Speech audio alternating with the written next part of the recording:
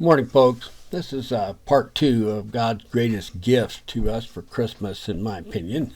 I'd like to start out with a verse in Luke 2, and it's verses 7 and 12, and they're NIVs. And she gave birth to her firstborn, a son. She wrapped him in clothes and placed him in a manger, because there was no room available for them. In verse 12 it says, "And this shall be a sign unto you. You shall find the babe wrapped in swaddling clothes, lying in a manger." There are endless stories of Jesus' birth, in a stable or in a cave, in a cavern. Was there an innkeeper involved or not? Where did the birth occur? What time of the year? Summer? Winter?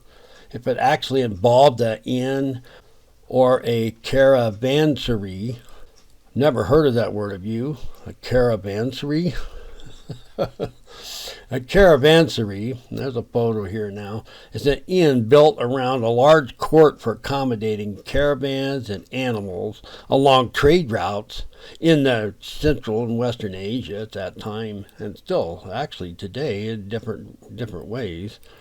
And setting all this aside, the story of Jesus' birth encompasses the most precious gift that the Holy Father could give us here on earth. It's part of a continuing plan of God's creation of the New Covenant. The New Covenant made our journey to heaven easier. It's much quicker. It's a quicker way out for sinners. And in John 3:16, one of the most prominent and powerful verses in the Bible that has changed the entire world. "For God so loved the world that he gave his one and only Son, that whoever believes in him shall not perish, but have eternal life." Because of the New Covenant, we didn't have to run out and build a giant fire pit and try to find a perfect bull or a lamb to sacrifice and put them in the fire. In the Old Covenant, God required animal sacrifices as a way for his people to temporarily atone for their sins and draw nearer to him. That ended in the New Covenant. Moving on to Jesus' birth, it is Christmas on that day for all of the world. It's the greatest message of the new beginning on how through Jesus we communicate with God, and the new beginning for each of us that lasts till the end of our lives to the resurrection and the day that Jesus comes back to earth.